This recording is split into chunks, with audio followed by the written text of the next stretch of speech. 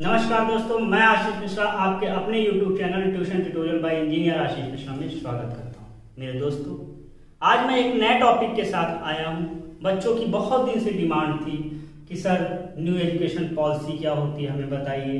New education policy में हमारे लिए क्या प्रॉफिट है, क्या लॉस है, ये सारी बातें वो हमसे पूछ रहे हैं। तो आज हम न्यू एजुकेशन पॉलिसी लेके आए हैं, जिसको NEP कहते हैं। NEP में क्या क्या है, पहले क्या कौन देखता था, अब क्या होगा, इन फ्यूचर में क्या होगा, 10+2 क्या है, 5334 क्या है, इन सभी के बारे में हम चर्चा करेंगे। इन सभी के बारे में बताएंगे। इसका पॉजिटिव एस्पेक्ट क्या है, निगेटिव चीजें क्या हैं, इन सभी के बारे में हम अंतिम तक चर्चा करेंगे। तो बड़े धैर्य से इस वीडियो को देखिए। आज हम शिक्षा के बारे में बात कर रहे हैं, और शिक्षा की बात कर रहे हैं तो शिक्षा के लिए चंद लाइनें आपके सामने सुनिए गौर से। ठीक है मेरे प्यारे बच्चों, सुनिएगा। जरूरी नहीं कि रोशनी केवल चिरागों से ही हो। जरूरी नहीं कि रोशनी केवल चिरागों से ही हो, शिक्षा से भी शिक्षा से भी घर रोशन होता है। मेरे प्यारे बच्चों, इसी के साथ हम लोग शुरू करते हैं न्यू एजुकेशन पॉलिसी NEP। मेरे प्यारे बच्चों, NEP जो है, अभी इसको एक मिनिस्ट्री देख रही है। उस मिनिस्ट्री का नाम है MHRD। क्या है? MHRD। M का मतलब मिनिस्ट्री ऑफ ह्यूमन, MHRD का मतलब होता है ministry of human resource development. मेरे प्यारे बच्चों, इसकी स्थापना 26 सितंबर 1985 हुई है। 26 सितंबर 1985 में इसकी स्थापना की गई है। मेरे प्यारे बच्चों, MHRD इस समय दो डिपार्टमेंट को देखती है। MHRD दो डिपार्टमेंट को इस समय कंसीडर करती है। एक department of school education and literacy होता है, और दूसरा डिपार्टमेंट ऑफ हायर एजुकेशन, जिसका अब नाम परिवर्तित करके रखा जाना है मिनिस्ट्री ऑफ एजुकेशन। इस नई एजुकेशन पॉलिसी 2020 में, ये कौन सी पॉलिसी है? 2020। अभी ये इम्प्लीमेंट अभी केवल बनाया गया है। इम्प्लीमेंट इसका अगले साल होगा या 2022 तक होगा। अभी उसका भी ये संसद में जाके जब पास हो जाएगा बिल, तब जाके इम्प्लीमेंट होगा। तो मेरे प्यारे बच्चों, ये चीज है। तो फर्स्ट जो NEP बनी थी, फर्स्ट जो एजुकेशन पॉलिसी बनी थी, वो 1968 में बनी थी। और उस समय हमारे जो उस समय के तत्कालीन प्रधानमंत्री थे, वो थी श्रीमती इंदिरा गांधी जी। सेकेंड NEP जो आया वो 1986 में आया, और उस समय जो प्रधानमंत्री थे वो मिस्टर राजीव गांधी जी थे। उसके बाद सेकंड वाले को ही मॉडिफाई हमारे 1992 में किया गया, जिस समय जो PM थे वो हमारे थे मिस्टर PV नरसिम्हा राव जी थे।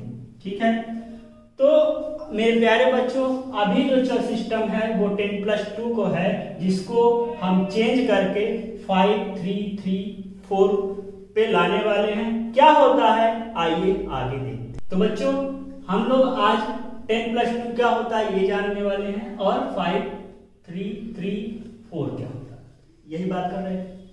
तो 10+2 है क्या, कि बच्चा पहले 12 साल हम लोग के ऑब्जर्वेशन में रहता था। एक शिक्षक के ऑब्जर्वेशन में 12 साल बाद उसको कहते थे कि जाओ अपनी दुनिया में उड़ो, मतलब ग्रेजुएशन की हो, फिर वो दूसरे डिपार्टमेंट में। अब क्या करना है कि अभी भी बच्चों को 12 तक ही पढ़ाना है, लेकिन 12 साल नहीं, 15 साल पढ़ाना। तो आपके मन में विचार आ रहा होगा कि क्या अब हमको 15 साल पढ़े? नहीं, 15 साल नहीं पढ़ना है आपको 12 साल पढ़ना है। लेकिन पहले जो 12 इसमें आते थे वो स्टार्टिंग 6 साल से होते, यानी कक्षा 1 में जब 6 साल का बच्चा हो जाता था तो कक्षा 1 में उसका एडमिशन कराते थे। अब बच्चा 3 साल का ही होगा तभी उसको स्कूल भेज देंगे। तो उससे ये प्रॉफिट होगा कि जब बच्चा पहले 1 में जाता था तो उसका इंटरेस्ट नहीं डेवलप हो पाता था, घसीट के उसको ले जाना पड़ता था कि घसीट के ले जाओ। हाँ, बच्चा वहां जाए, इंटरेस्ट डेवलप ना हो, पढ़ाई में फिर मन नहीं लगता था उसका। तो अब क्या करना है कि अब उसको 3 साल में भेज देना है। और 3 साल का जब बच्चा होगा तो इसको भेज देना है स्कूल, ठीक। और स्कूल जब भेजना है तो 3 साल में 3 साल उसको सिर्फ जो मन हो वो करे। बच्चा घर में क्या करता है? खेलता है, कूदता है, हाँ, कभी पेंट किया, कभी ये किया, कभी वो किया, जो भी बच्चा करता है बस उसको वही करना है जाके स्कूल में। और कोई ड्रेस नहीं है कि स्कूल की ड्रेसें पहन के जाओ, घर का कपड़ा पहन के जाओ। तो इससे क्या होगा, बच्चे का मन लगेगा और बच्चा घर से भागेगा घूमने के लिए। भाई हम लोग स्कूल जाने से क्यों डरते थे बचपन में? इसीलिए डरते थे ना कि वहां पढ़ाई होगी। तो वहां आप पढ़ाई 3 साल नहीं होगी। आप जाइए, बस जो मन करे, खेलना कूदना, जो गोली गुल्ली डंडा, बैट बॉल, और बच्चा पेंट कर रहा है पेंट करिए, जो भी मन हो वो करिए। 3 साल बाद बच्चा वही करेगा। तो इससे क्या होगा कि 3 साल में बच्चे का वहां स्कूल जाने की इच्छा जागृत हो जाएगी, जिससे क्या होगा कि उसका इंटरेस्ट डेवलप हो जाएगा और फिर 1 और 2 भी वहीं पढ़ेगा। यानी 5 साल, मतलब 5 साल को हम फाउंडेशन स्टेज बोलेंगे और ये 2 भागों में डिवाइड होगा। एक हमारा 3 साल का होगा और एक 2 साल। 3 साल में क्या केवल खेलेगा बच्चा, जाकर वहां बैठेगा, जिसको नर्सरी, प्रेप, यूकेजी बोलेंगे और प्री प्राइमरी भी बोलेंगे। 3 साल बस उसको, उसकी नींव को एकदम तैयार किया जाएगा, उसको पढ़ने के लिए मजबूत किया जाएगा और 1-2 पढ़ाया जाएगा और ये आंगनबाड़ी में जाएगा, ठीक है। और उसमें उसका कोई एग्जाम भी नहीं लिया, जो बच्चे डरते ना एग्जाम से, तो एग्जाम ही नहीं लिया जाएगा तो बच्चे के अंदर कोई प्रेशर ही नहीं होगा। आराम से जाएगा, खेलेगा कूदेगा, मस्ती से पढ़ेगा और तब तक उसका इंटरेस्ट डेवलप हो जाएगा। तो ये हमारा हुआ 5। अब बात आती है दूसरे 3 की, इस 3 की। इस 3 को बोलते हैं प्रीपेटरी सिस्टम, प्रीपेटरी स्टेज। प्रीपेटरी स्टेज में क्या होगा, ये 3 साल का होगा, कक्षा 3 से लेकर 5 तक। अब बच्चा तैयार हो गया, जब तैयार हो गया तो अब यहाँ पर उसके भविष्य को तैयार किया है, मतलब छात्रों के भविष्य को तैयार करेंगे। यानी और जो भी और वो विषय जो लेगा वो विज्ञान, गणित, कला, सामाजिक विज्ञान, और इंग्लिश में पढ़ाना कोई अनिवार्यता नहीं है। इच्छा हो तो पढ़िए, नहीं इच्छा है तो जो भी वहां की मातृभाषा है जिस भी जगह की, वो अपनी मातृभाषा में सब्जेक्ट पढ़ेंगे। केवल अंग्रेजी को एक विषय के रूप में पढ़ा जाएगा, ठीक है। और यहाँ पर भविष्य के लिए कैसे तैयार किया जाएगा कि बच्चा फ्यूचर में क्या करना चाहता है, ये सब भी यहाँ से वो सोचेगा और उसको एक प्रैक्टिकल नॉलेज के थ्रू बच्चे को पढ़ाया जाएगा। अब बात आती है कि 3 और 4। तो आइए, तो मेरे प्यारे बच्चों, अब हम इस 3 और इस 4 की बात करते हैं। इस 3 को बोलते हैं मिडिल स्टेज और इसको बोलते हैं सेकेंडरी स्टेज। जो मिडिल स्टेज है वो 3 साल की होती है।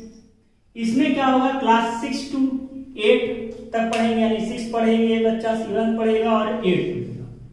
अब इसमें होगा क्या कि कक्षा 6 से ही बच्चे को रोजगार की ओर बढ़ावा दिया जाएगा। वो कैसे होगा, बच्चों को कंप्यूटर कोडिंग पढ़ाया जाएगा।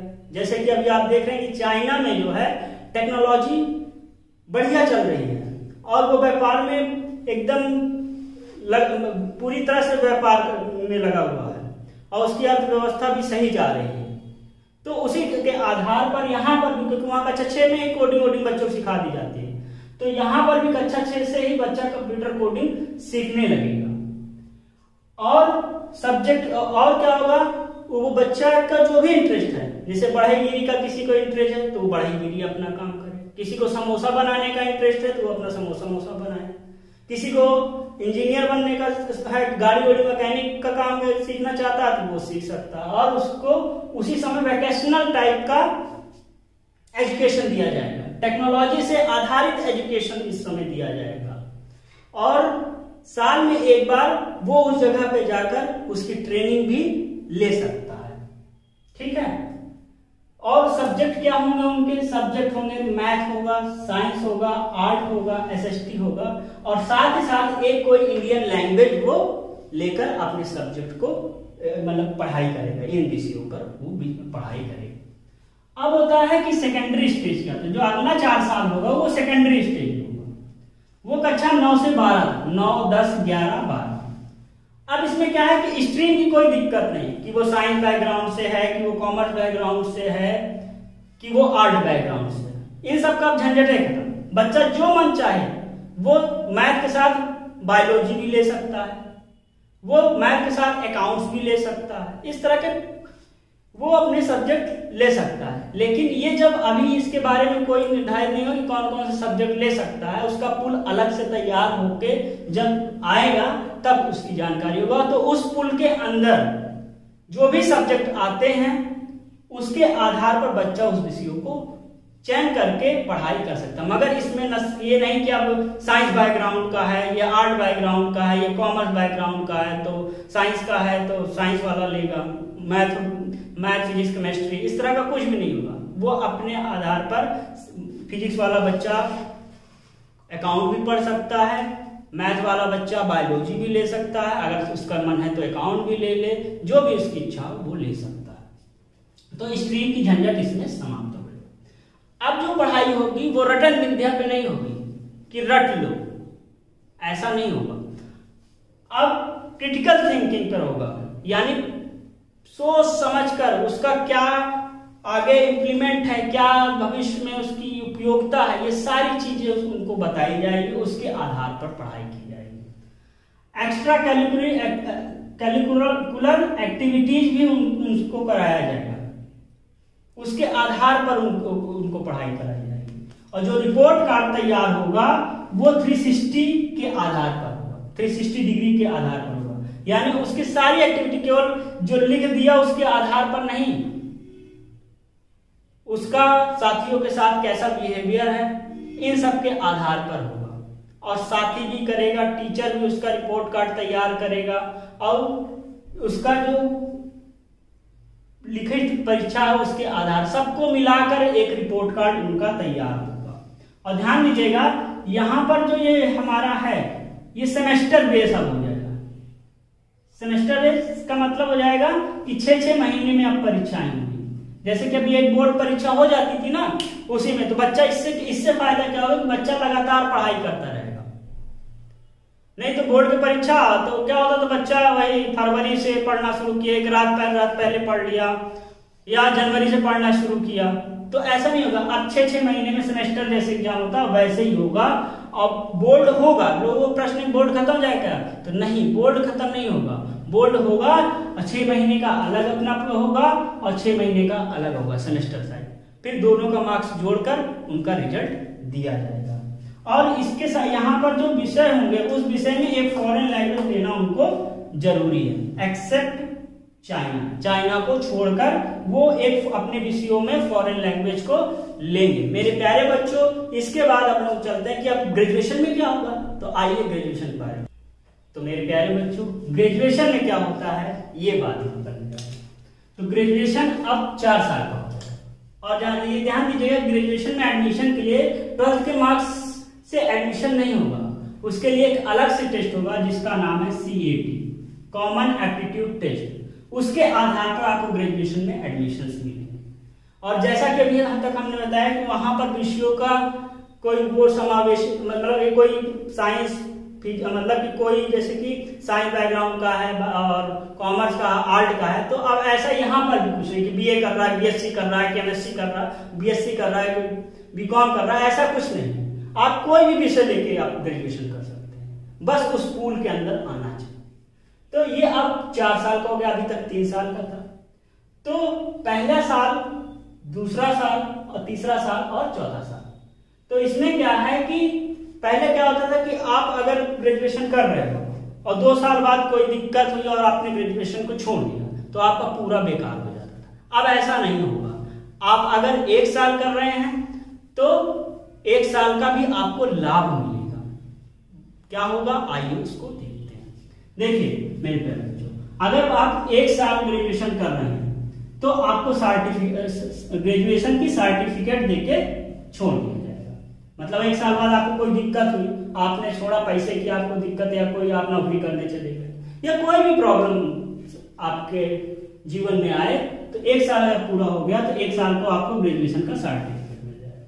ठीक इसी तरह अगर आप 2 साल बाद छोड़ते हैं तो आपको ग्रेजुएशन का डिप्लोमा देके छोड़ दिया जाएगा। ठीक इसी तरह अगर 3 साल का होता है तो 3 साल करके आप छोड़ते हैं तो आपको डिग्री मिल जाएगी, और अगर 4 साल करके छोड़ते हैं तो ग्रेजुएशन का रिसर्च की डिग्री मिलके आपको रिसर्च का ग्रेजुएशन कह के आपको सर्टिफिकेट दे दिया जाएगा। तो मेरे प्यारे बच्चों, और एक चीज और इसमें न्यू एजुकेशन पॉलिसी में जोड़ी गई है, एकेडमिक बैंक ऑफ क्रेडिट। इसमें क्या होता है कि आप एक से ज्यादा कोर्सेज को कर सकते हैं, उसको आपको एकेडमिक क्रेडिट बैंक में, एकेडमिक बैंक ऑफ क्रेडिट में रखा जाएगा, और फिर जब आप उसको पूरा कर लेंगे तो वो आपके उसमें जोड़ दिया जाएगा। ठीक है मेरे बच्चों, और चीज ध्यान रखिएगा कि अगर आपको केवल जॉब करना है, रिसर्च की ओर नहीं जाना, तो आप 3 साल वाला कर लीजिए। 3 साल कर लिए, आप जॉब आराम से कर सकते हैं। जैसे एसएससी बैंक में जो सीईटी आ रहा है, तो सीईटी में मेरे आधार पर यही होना चाहिए कि जो 3 साल का किया वो सीईटी में बैठने लायक हो जाएगा। जो अभी आया है नियम, पारित हो गया है 2021 से, शायद उसको लाया जाएगा। तो आप जब डिग्री पूरी कर लेंगे तो उसमें आप बैठने योग्य हो जाएंगे। ठीक है मेरे प्यारे बच्चों, अब उसके बाद यहां पर आता है पोस्ट ग्रेजुएशन। पोस्ट ग्रेजुएशन 2 साल का होगा, 2 तरह के हैं, एक 1 साल का और एक 2 साल का। जो बच्चा 3 साल का किया है वो अब जब पोस्ट ग्रेजुएशन करेगा तो उसका फायदा भी ऐसा नहीं, नुकसान है, तो वो सीधे आएगा 2 साल का पोस्ट ग्रेजुएशन करेगा, और जो 4 साल का किया हुआ उसको 1 साल का करना पड़ेगा। ठीक है मेरे प्यारे बच्चों। ठीक दोस्तों, अब हम लोग न्यू एजुकेशन पॉलिसी में एक बातें और जान लें, जो कि हम बताए भी हैं, लेकिन एक बार और इस डायग्राम के थ्रू आपको बता दें कि जैसे यूजी मतलब होता है अंडर ग्रेजुएट, यानी जो ग्रेजुएशन होता है। अगर व्यक्ति 3 वर्ष का करता है तो पीजी भी हमारे 2 तरह के भी हमने बताया, एक 1 साल का होगा और एक 2 साल का होगा। तो अगर 3 साल का व्यक्ति करता है तो उसे 2 साल की पीजी करनी पड़ेगी। कितने साल की पीजी करनी पड़ेगी? 2 साल की। ठीक है। अगर 4 साल का ग्रेजुएशन करता है तो उसको 1 साल की पीजी करनी पड़ेगी। और एमफिल वाला जो मैटर है कि ये पहले क्या होता था, ग्रेजुएशन करो, पीजी करो, फिर एमफिल करो, उसके बाद पीएचडी करते थे। अब एमफिल नहीं करना है, सीधे पीएचडी। मतलब अगर ये 4 साल का किया है बंदा तो सीधे पीएचडी कर सकता है। ठीक है, 1 साल का ये करके उसके बाद पीएचडी कर सकता है, और अगर 1 साल का पीजी करके फिर पीएचडी पे एडमिशन ले सकता है। लेकिन अगर व्यक्ति 3 साल का यूजी किया हुआ है तो वो 2 साल की पीजी करने के बाद हमारा पीएचडी में डायरेक्ट एडमिशन पीएचडी करेगा, तो उसका काम हो जाएगा। और यहाँ पर मल्टी एग्जिस्ट और मल्टी एंट्री और मल्टी एग्जिस्ट भी हो सकता है कि अगर व्यक्ति यूजी में आया और उसके घर में काफी समस्याएं आ गई और उन समस्याओं की वजह से पैसों की दिक्कत या डिफरेंट टाइप ऑफ प्रॉब्लम्स इंसान के अंदर आती हैं, इंसान के जीवन में आती है, तो उस समस्या को समाधान करने के लिए वो बाहर कहीं गया कमाने उमाने या जो भी है, तो कभी भी आके इस कोर्स को ज्वाइन करेगा। जहां तक उसने कोर्स किया है उसके आगे से वो कोर्स बढ़ेगा मतलब। तो मेरे दोस्तों, इसके अभी बचे हुए हैं पॉजिटिव बातें और निगेटिव बातें, जो कि हम अगली वीडियो में आपको लेके आएंगे। और जो भी बातें आपको लग रहा है कि यहाँ पर छुट्टी हुई है उसको आप कमेंट सेक्शन में लिखिए। अगली वीडियो में वो सारी बातें हम आपके साथ करेंगे। आप भी अपने पॉजिटिव निगेटिव जो इसके पॉजिटिव तत्व हैं और निगेटिव तत्व हैं कमेंट सेक्शन में लिख सकते हैं। इसी के साथ हम इस वीडियो को खत्म करते हैं। आपका बहुत बहुत धन्यवाद।